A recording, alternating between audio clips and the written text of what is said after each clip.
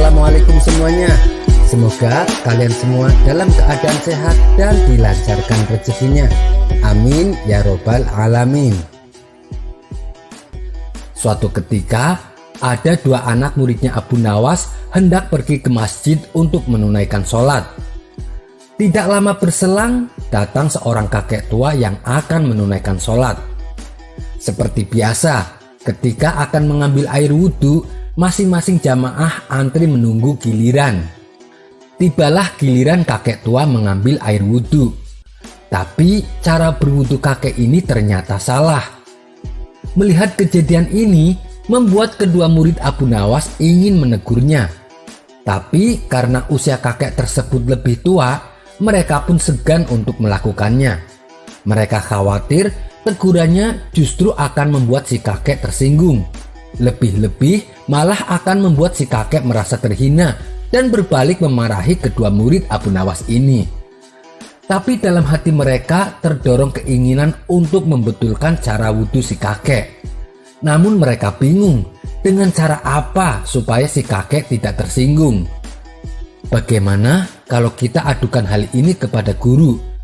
Usul salah satu dari mereka. Iya benar, mungkin guru kita bisa tahu jalan keluarnya, jawab murid yang lain. Maka setelah selesai sholat berjamaah di masjid, kedua murid tersebut segera menghadap Abu Nawas di rumahnya. Wahai guru, tadi waktu kami di masjid, kami melihat seorang kakek wudhu, tapi caranya salah guru. Kami ingin menegurnya, tapi kami takut ia akan tersinggung dan marah, kata mereka kepada Abu Nawas. Kalian sudah bagus bersikap seperti itu, karena adab harus di atas ilmu. Kalian lebih memilih diam untuk menghargai perasaan orang tua, meskipun yang dilakukannya adalah salah di mata kalian, balas Abu Nawas. Masa kami harus membiarkannya guru? Padahal cara wudhu kakek tersebut salah. Bukankah ilmu juga harus diajarkan? Tapi kami bingung caranya wahai guru, kata mereka lagi. Benar, ilmu juga harus diajarkan, tapi harus dengan cara yang bijak agar tidak membuat orang lain sakit hati, ujar Abu Nawas. Lalu untuk memberitahu kesalahan kakek tersebut, menurut guru caranya bagaimana? Tanya salah satu muridnya. Oh, itu sih gampang, jawab Abu Nawas sambil memberitahukan caranya. Setelah mendapatkan cara yang bijak dari sang guru, esok harinya kedua murid tersebut kembali berangkat ke masjid. Tidak lama kemudian datanglah kakek yang tempo hari dilihatnya. Namun belum juga si kakek mengambil air wudhu, tiba-tiba ia melihat dua murid Abu Nawas bertengkar. Tentu saja ini adalah pura-pura sebagaimana trik yang diajarkan Abu Nawas. Ada apa ini ribut-ribut? Tanya si kakek mendekat. Begini kek, saya minta pendapat kakek. Menurut kakek, di antara kami berdua siapakah yang paling benar wudhunya? Kata salah satu dari mereka. Si kakek dengan senang hati bersedia. Kemudian kedua murid Abu Nawas itu masing-masing memperagakan cara wudhunya di depan kakek tersebut. Tentu saja kedua murid itu cara wudhunya benar semua. Setelah selesai, mereka pun bertanya, menurut kakek, siapa yang paling benar di antara kami? Sang kakek hanya tersenyum seraya menjawab, kalian telah sama-sama memperagakan tata cara wudhu yang baik dan benar. Yang keliru adalah kakek bodoh ini. Ternyata selama ini justru kakek yang cara wudhunya salah, ucap sang kakek menyadari kesalahannya. Begitulah salah satu contoh dakwah menegur seseorang tanpa harus menyinggung perasaannya. Kisah selanjutnya. Suatu hari, Raja Harun al-Rasyid mempunyai keinginan yang nyeleneh. Ia ingin membuat istana di awang-awang. Memang terkesan janggal, tapi apa salahnya kalau dicoba, kata sang raja dalam hati. Paduka Raja kemudian menyuruh pengawal pribadinya memanggil Abu Nawas. Menurutnya, untuk urusan rumit seperti ini, Abu Nawas pasti punya solusinya. Ada gerangan apa Paduka Raja memanggil hamba? Tanya Abu Nawas. Sang raja menjawab, wahai Abu Nawas, aku sangat ingin membangun istana di awang-awang agar aku lebih terkenal di antara raja-raja yang lain. Adakah kemungkinan keinginanku itu terwujud, wahai Abu Nawas? Tidak ada yang tidak mungkin dilakukan di dunia ini, wahai Paduka yang mulia, balas Abu Nawas. Sang raja kembali berkata, kalau menurutmu hal ini tidak mustahil diwujudkan, maka aku serahkan sepenuhnya proyek pembangunan kepadamu. Abu Nawas terperanjat. Ia menyesal telah mengatakan kemungkinan mewujudkan istana di awang-awang. Tetapi nasi telah menjadi bubur. Apa yang sudah dikatakan oleh Baginda Raja tidak mungkin ditarik kembali. Sang raja memberi waktu kepada Abu Nawas beberapa minggu. Rasanya tak ada yang lebih berat bagi Abu Nawas kecuali tugas yang diembannya sekarang. Jangankan membangun istana di langit, membangun gubuk kecil saja di langit sudah merupakan hal yang mustahil dikerjakan. Hanya Tuhan saja yang mampu melakukannya, gumam Abu Nawas. Hari-hari berlalu seperti biasanya. Tak ada yang dikerjakan Abu Nawas kecuali memikirkan bagaimana membuat sang raja merasa yakin kalau yang dibangun itu benar-benar istana di langit. Seluruh ingatannya dikerahkan dan dihubung-hubungkan. Abu Nawas bahkan berusaha menjangkau masa kanak-kanaknya, sampai ia ingat bahwa dulu ia pernah bermain layang-layang. Inilah yang membuat Abu Nawas girang. Ia tidak menyia-nyiakan waktu lagi. Bersama beberapa sahabatnya, ia merancang layang-layang raksasa berbentuk persegi 4. Setelah layang-layang tersebut selesai dibuat, baru Abu Nawas melukis pintu-pintu serta jendela-jendela dan ornamen-ornamen lainnya hingga menyerupai istana. Ketika semuanya selesai, Abu Nawas dan sahabat-sahabatnya menerbangkan layang-layang raksasa itu dari suatu tempat yang dirahasiakan. Begitu layang-layang raksasa berbentuk istana itu membumbung tinggi di angkasa, penduduk negeri gempar. Baginda Raja girang bukan kepalang. Benarkah Abu Nawas berhasil membangun istana di langit? Tanya sang raja dalam hati. Dengan tidak sabar, beliau didampingi beberapa orang pengawal bergegas menemui Abu Nawas. Abu Nawas berkata dengan bangga, Paduka yang mulia, istana pesanan Paduka telah selesai. Engkau benar-benar hebat, wahai Abu Nawas, kata Baginda Raja memuji Abu Nawas. Terima kasih Paduka yang mulia, jawab Abu Nawas. Lalu bagaimana caranya aku ke sana, wahai Abu Nawas? Tanya Paduka Raja. Dengan tali tambang, Paduka yang mulia, balas Abu Nawas. Kalau begitu, siapkan talinya itu sekarang. Aku ingin segera melihat istanaku dari dekat, kata Baginda tidak sabar. Maafkan hamba Paduka yang mulia, hamba kemarin lupa memasang talinya, sehingga seorang kawan hamba tertinggal di sana dan tidak bisa turun, jawab Abu Nawas. Bagaimana dengan engkau sendiri, wahai Abu Nawas? Dengan apa engkau turun ke bumi? Tanya Baginda Raja. Dengan menggunakan sayap, Paduka yang mulia, kata Abu Nawas dengan bangga. Kalau begitu, buatkan aku sayap supaya aku bisa terbang ke sana, jawab Baginda. Paduka yang mulia, sayap itu hanya bisa diciptakan dalam mimpi, kata Abu Nawas menjelaskan. Engkau berani mengatakan aku gila sepertimu? Tanya Baginda sambil melotot. Iya Baginda, kurang lebih seperti itulah, jawab Abu Nawas tangkas. Apa maksudmu, wahai Abu Nawas? Tanya Baginda lagi. Baginda tahu bahwa membangun istana di awang-awang adalah pekerjaan yang mustahil dilakukan. Tetapi Baginda tetap menyuruh hamba mengerjakannya. Sedangkan hamba juga tahu bahwa pekerjaan itu mustahil dikerjakan. Tetapi hamba tetap menyanggupi titah Baginda yang tidak masuk akal itu, kata Abu Nawas berusaha meyakinkan Baginda. Tanpa menoleh, Baginda Raja kembali ke istana diiringi para pengawalnya. Sementara Abu Nawas berdiri sendirian sambil memandang ke atas melihat istana terapung di awang-awang. "Sebenarnya siapa di antara kita yang gila?" tanya Baginda Raja mulai jengkel.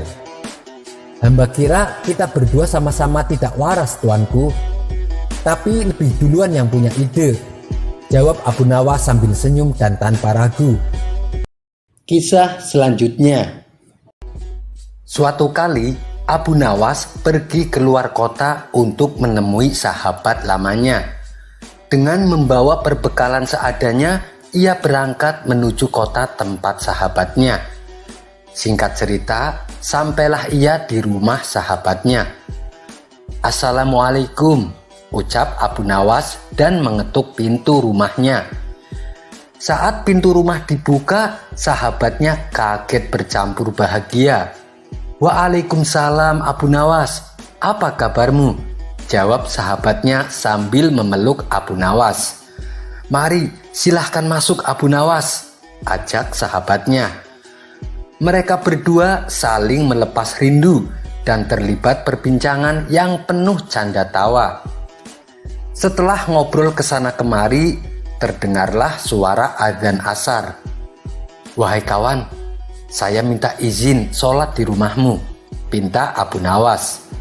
"Oh, silahkan Abu Nawas, saya mau keluar sebentar untuk membeli makanan," balas sahabatnya. Abu Nawas lalu ke kamar mandi untuk berwudu. Tapi saat ia akan melaksanakan sholat, ia bingung di mana letak arah kiblat. Mau bertanya kepada sahabatnya, tapi sahabatnya sedang keluar beli makanan.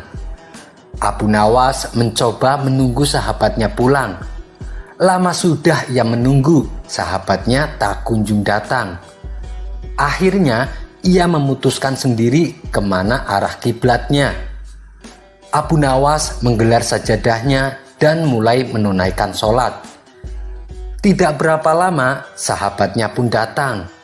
Ia tertawa melihat Abu Nawas sholat menghadap arah kiblat yang salah.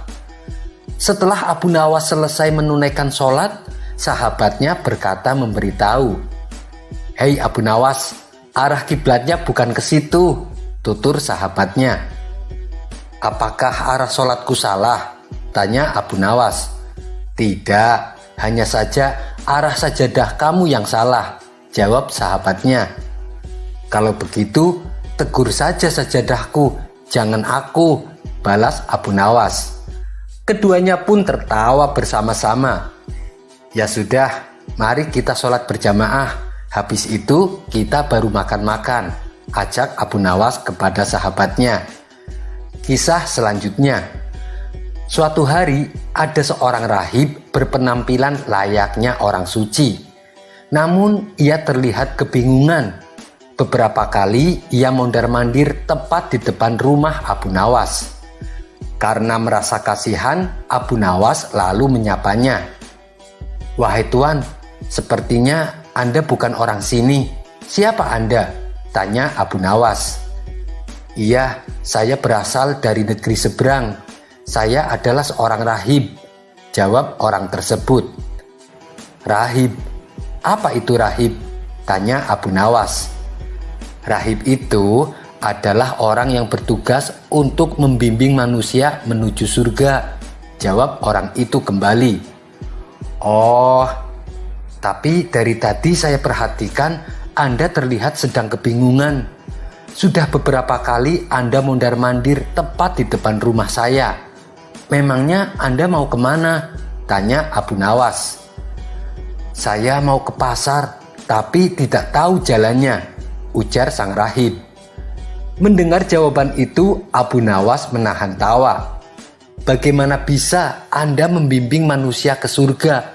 Kalau arah pasar saja Anda tidak tahu," celetuk Abu Nawas. Mendadak muka sang rahib berubah menjadi sewot. Ia langsung pergi meninggalkan Abu Nawas. Kisah selanjutnya. Masih ingatkan video episode yang ke-31 di mana Abu Nawas menghancurkan istana raja dengan dalih membunuh lalat-lalat nakal? Ternyata imbas dari kejadian tersebut, Baginda Raja menaruh dendam kepada Abu Nawas. Baginda Raja begitu berhasrat ingin membalaskan dendamnya dengan memasukkan Abu Nawas ke dalam penjara. Namun Baginda Raja bingung dengan cara apa lagi supaya Abu Nawas bisa terjebak melakukan kesalahan. Tiba-tiba terbesit dalam pikiran Baginda Raja, bukankah Abu Nawas paling takut dengan beruang? Aku punya ide sekarang. Abu Nawas kali ini pasti tidak bisa lolos, ucap Baginda Raja girang. Maka dipanggillah Abu Nawas ke istana. Hei Abu Nawas, aku ingin kamu ikut saya berburu ke hutan, titah Baginda Raja. Ampun Paduka yang mulia, memangnya Paduka Raja mau berburu hewan apa? Tanya Abu Nawas. Saya akan berburu hewan beruang, jawab Baginda Raja. Mendengar itu Abu Nawas langsung menelan ludahnya. Abu Nawas merasa takut dan gemetaran, tapi ia tak berani menolak perintah Baginda Raja. Tapi sebentar lagi akan turun hujan Baginda Raja. Justru itu, ayo sekarang kita berangkat. Abu Nawas, kamu akan saya beri kuda yang lamban. Saya dan para pengawal menggunakan kuda yang larinya cepat, kata Baginda Raja. Nanti bila turun hujan, silahkan kalian berlindung dengan cara kalian masing-masing. Pokoknya pas jam makan siang, kalian sudah berkumpul di tempat peristirahatanku. Dan saat berkumpul, baju kalian tidak boleh basah, jelas Baginda Raja. Kemudian Baginda Raja dan rombongannya segera bergerak. Sementara Abu Nawas yang mengendarai kuda lamban tentunya tertinggal jauh di belakang. Abu Nawas tahu kalau Baginda Raja sengaja menjebak dirinya. Tak lama kemudian hujan pun turun dengan derasnya. Baginda Raja bersama pengawal langsung mencari tempat perlindungan untuk berteduh.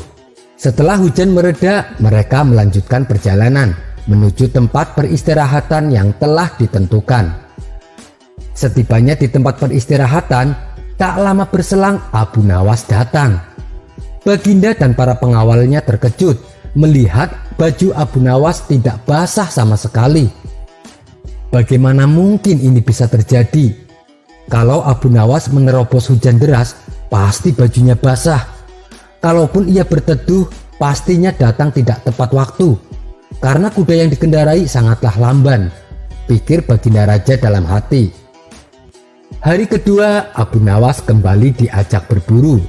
Kali ini Abu Nawas diberi kuda yang cepat, sedangkan Baginda Raja dan para pengawalnya mengendarai kuda yang lamban. Setelah mereka berpencar, hujan pun turun dengan derasnya. Baginda Raja yang mengendarai kuda lamban basah kuyup diguyur hujan karena kudanya tidak dapat berlari kencang. Ketika Baginda Raja dan para pengawalnya tiba di tempat peristirahatan, ternyata Abu Nawas sudah duluan sampai di tempat itu, tentunya dengan baju yang masih kering. Hei Abu Nawas, ilmu apa sih yang kamu pakai? Kenapa bajumu tidak pernah basah kena hujan? Tanya Baginda Raja penasaran. Mudah tuanku, jawab Abu Nawas. Hamba tidak perlu pakai ilmu sakti. Karena kalau hujan datang, hamba segera melepaskan semua baju hamba. Lalu baju tersebut saya lipat dan saya duduki. Setelah hujan mereda, baru hamba pakai kembali baju hamba, jelas Abu Nawas. Baginda Raja pun mengakui kecerdikan Abu Nawas. Berbicara tentang hujan, ada kisah menarik seseorang yang bernama Abdullah yang ingin menguji kecerdasan Abu Nawas. Saking ambisinya ingin mengalahkan Abu Nawas, ia sampai membuat daftar pertanyaan yang kira-kira sulit untuk dijawab. Tepat pada saat petang hari, hujan rintik-rintik mengguyur kota Baghdad. Abdullah tidak sengaja melihat Abu Nawas dari kejauhan. Abu Nawas terlihat berlari menghindari hujan. Melihat kejadian itu, ia berpikir, inilah saat yang tepat untuk mengalahkan Abu Nawas dengan ide cemerlangnya. Ia akan mencecar dengan pertanyaan yang dirasa sangat sulit untuk dijawab. Abdullah lalu menghampiri Abu Nawas yang sedang berteduh di salah satu rumah warga. Sementara Abdullah sengaja membiarkan dirinya terkena air hujan. "Hei Abu Nawas, banyak orang bilang bahwa kamu seorang yang alim. Kamu selalu berdoa meminta anugerah dan rahmat kepada Allah. Tapi ketika hujan turun, mengapa kamu malah lari dan menghindarinya? Bukankah hujan adalah rahmat Allah?" tanya Abdullah. Dengan entengnya Abu Nawas menjawab, "Kamu sendiri sudah tahu hujan adalah rahmat. Kenapa kamu injak-injak?" Alih-alih mencecar dengan pertanyaan berikutnya, Abdullah pun ikut berteduh di salah satu rumah warga bersama Abu Nawas. "Kamu memang cerdik Abu Nawas," gumam Abdullah dalam hati. Kisah selanjutnya. Alkisah, di kampung Abu Nawas ada seorang saudagar kaya bernama Tuan Hamid. Hartanya melimpah dan mempunyai peternakan yang besar. Semua kekayaan yang dimilikinya tak membuatnya lupa diri. Ia tetap rajin beribadah. Ia juga sering menyantuni fakir miskin dan anak-anak yatim. Meskipun Tuan Hamid hidup bergelimang harta, tapi ia selalu merasa kesepian. Apalagi setelah wafatnya sang istri karena menderita suatu penyakit. Dari pernikahannya dulu, Tuan Hamid tidak dikaruniai seorang anak. Inilah yang membuat Tuan Hamid bingung kepada siapa ia harus mewariskan semua kekayaannya. Hingga pada akhirnya Tuan Hamid mempunyai inisiatif untuk mencari anak angkat. Keinginannya itu lalu ia ungkapkan kepada Abu Nawas. "Bagaimana menurutmu Abu Nawas, bila aku mengangkat seorang anak untuk menjadi anak asuhku? Aku sudah tua Abu Nawas, mungkin umurku sudah tidak lama lagi. Aku ingin supaya semua hartaku ada yang mewariskannya," tutur Tuan Hamid. "Itu bagus dan saya sangat mendukungnya," timpal Abu Nawas. "Tapi aku bingung Abu Nawas," ujar Tuan Hamid. "Bingung kenapa? Atau jangan-jangan kau ingin menikah lagi ya?" celetuk Abu Nawas dengan nada menggoda. "Tidak, sama sekali tidak. Aku sudah tidak ada keinginan untuk menikah lagi. Di sisa hidupku yang tinggal sedikit ini, aku hanya ingin menghabiskan untuk beribadah," jawab Tuan Hamid. "Lalu apa yang membuatmu bingung?" tanya Abu Nawas. "Aku bingung mencari anak yang tepat. Aku ingin punya anak asuh, tapi anak tersebut harus benar-benar jujur dan soleh, supaya semua hartaku menjadi berkah. Apakah kamu punya solusinya?" tanya Tuan Hamid. Sejenak Abu Nawas terdiam. Ia terus memutar otak untuk mencari jalan keluarnya. Tidak berapa lama, akhirnya Abu Nawas pun tersenyum. Itu pertanda ia sudah menemukan ide yang cemerlang. "Soal itu biar aku yang mengaturnya. Aku punya rencana yang tepat," ucap Abu Nawas. "Apa itu? Coba katakan padaku," pinta Tuan Hamid. "Besok pagi suruh semua anak-anak kecil di kampung kita untuk berkumpul dan kita adakan sayembara," usul Abu Nawas. "Baiklah, saya ikuti saja rencanamu," balas Tuan Hamid. Singkat cerita, pada keesokan harinya semua anak-anak di kampungnya diundang. Mereka berkumpul di rumah Tuan Hamid. Baik anak orang kaya maupun anak orang miskin, semua berkumpul jadi satu. Tidak lama kemudian, Tuan Hamid dan Abu Nawas berdiri di hadapan anak-anak tersebut. Lalu Abu Nawas berkata kepada mereka, "Aku mengumpulkan kalian di sini karena Tuan Hamid akan mengangkat seorang anak yang nantinya akan mewariskan kekayaannya. Tapi sebelumnya saya akan membagikan sesuatu kepada kalian," ucap Abu Nawas. "Apa yang akan Tuan bagikan?" tanya seorang anak. "Aku akan membagikan benih bunga ini. Siapa yang bisa membuat benih ini tumbuh dan berbunga indah, dialah yang akan diangkat menjadi anak Tuan Hamid," "Saya kasih waktu 1 bulan," kata Abu Nawas menjelaskan. Semua anak mendapatkan beberapa butir benih. Mereka lalu merawatnya dengan sukacita. Bahkan tidak sedikit dari orang tua mereka yang ikut membantu anak-anaknya. Tujuannya tentu supaya bisa mendapatkan harta warisan Tuan Hamid. Sementara itu, ada seorang anak yang tak bisa membuat benih itu menjadi tumbuh. Dia adalah anak yatim piatu yang miskin. Ia hanya tinggal bersama neneknya yang sudah tua. Anak itu pun merasa sedih.